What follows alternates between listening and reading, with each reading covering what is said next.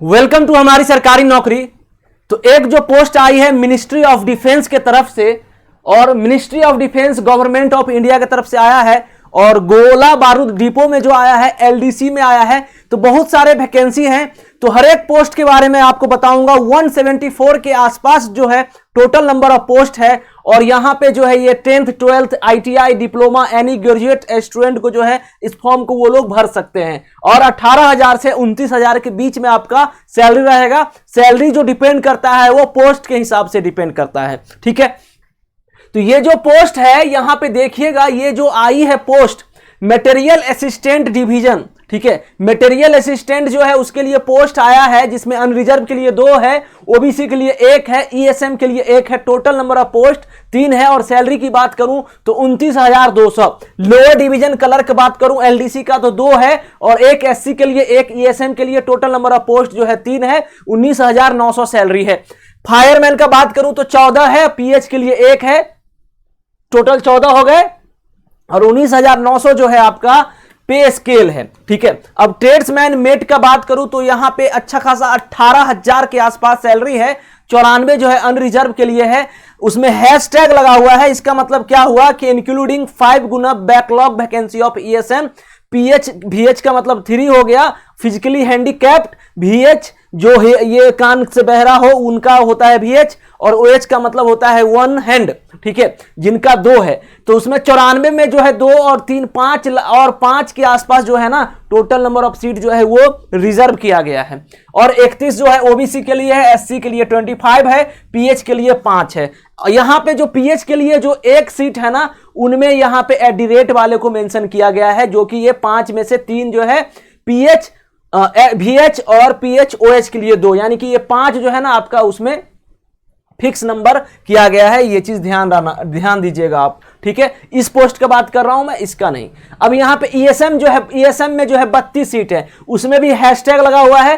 तो यहां अनरिजर्व में भी जो है रिजर्वेशन किनको दिया गया है, including 5 Guna backlog vacancy of EMS. और उसी तरीके से ईएसएम में अगर 32 है तो उनमें भी रिजर्वेशन है। टोटल 150 सीट है, सैलरी 18,000 के आसपास। एमटीएस गार्डनर का बात करूं तो 2 पोस्ट है, और टोटल पोस्ट 2 हो गया, 18,000 के सैलरी के आसपास। एमटीएस मैसेंजर 1 और 1, और डॉटमैन यानी कि 1 जो है यहां पे 25,500 के आसपास सैलरी इनका है, बैकलॉग वैकेंसी, ठीक है। The vacancy of pH and ex serviceman will be filled first and adjusted against the respective category. अब देखिए www.indianarmy.nic.in पे ये जो है अभी आया है, इस चीज को देखिएगा, www.ncsgovernment.in, ठीक है। ये जो है मैसेज जो है धड़ल्ले से मतलब सब जगह जो है वायरल हो रहा है। और मटेरियल असिस्टेंट सैलरी इतना है, क्वालिफिकेशन जो होना चाहिए आपका graduate diploma in engineering and any discipline from stage जो है 1 जो होगा यहाँ पे आपका रिटेन, और स्टेज 2 कैटेगरी जो है मैंने आपको ऊपर में ही बता दिया था। अब यहाँ पे लोअर डिवीजन क्लर्क के लिए जो है 12th पास और इक्विवेलेंट फ्रॉम रिकॉग्नाइज्ड बोर्ड, ठीक है। टाइपिंग प्रोफिशिएंसी आपका स्पीड जो है 35 होना चाहिए इंग्लिश का, और हिंदी का 30 चाहिए, ठीक है। बाकी मैं ऊपर में बता दिया हूं नंबर ऑफ सीट क्या है। फायरमैन के लिए जो है मैट्रिकुलेशन चाहिए सर्टिफिकेट, ठीक है। और ट्रेडमैन के लिए जो है मैट्रिकुलेशन और इक्विवेलेंट रिकॉग्नाइज्ड बोर्ड। और एमटीएस के लिए जो है matriculation pass equivalent from the recognized board, digital convent with the duties of the respect trades with 1 year experience. तो यहां पे एक्सपीरियंस मांग रहा है किस किस के में, गार्डनर में, मैसेंजर में, ठीक है।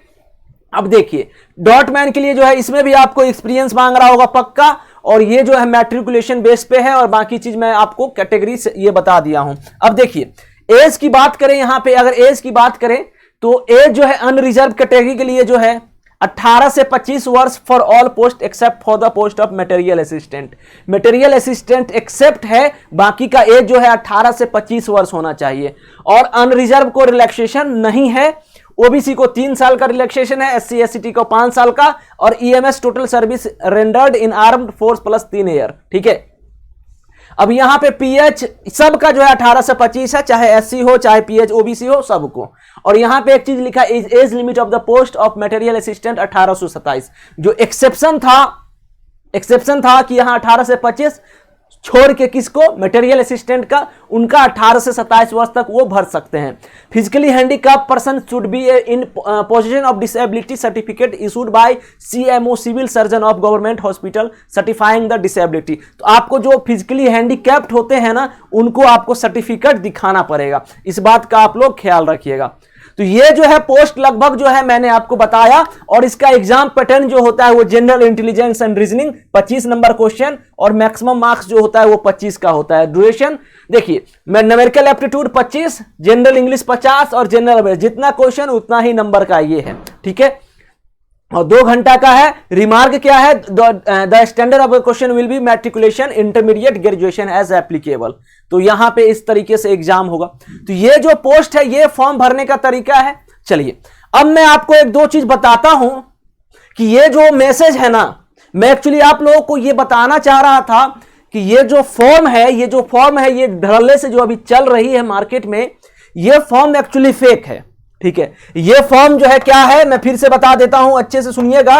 ये फॉर्म जो है वो फेक है, ये जो फॉर्म है वो फेक है, ठीक है, ये फेक है, इस बात का ध्यान रखना। ये फॉर्म जो है वो फेक है, इसमें मत जाइएगा। ये जो अभी वायरल हो रहा है ना ये चीज, ये 2017 का ही फॉर्म जो है इधर उधर हो रहा है, और सब लोग जो है अकबकाए हुए हैं कि एक्चुअली क्या प्रॉब्लम है क्या नहीं है, ठीक है। तो आप जो है बिल्कुल इस फॉर्म को नहीं भरिए, मगर हो सकता है कि इस जून महीने में जो है ये वैकेंसी आए, ठीक है। अभी वायरल हो रहा है और बहुत दिनों से जो है इसमें वैकेंसी नहीं आया है, तो हो सकता है कि इन 10 डेज या 25 डेज ये वैकेंसी जो है आ सकता है, ठीक है। बस मैं यही बताने के लिए आया हूं। तो आप लोग जो है, आप लोग को अकबकाना नहीं है, और ये इंफॉर्मेशन इसलिए देना जरूरी था कि बहुत सारे लोग जो है मुझसे मैसेज किए थे कि सर क्या ये सही है या गलत है, ये सर कृपया करके हमें बताइए और इस पे आप एक वीडियो बनाइए। तो बिल्कुल मैं जो हूं ये वीडियो बनाया हूं, और आपको जो है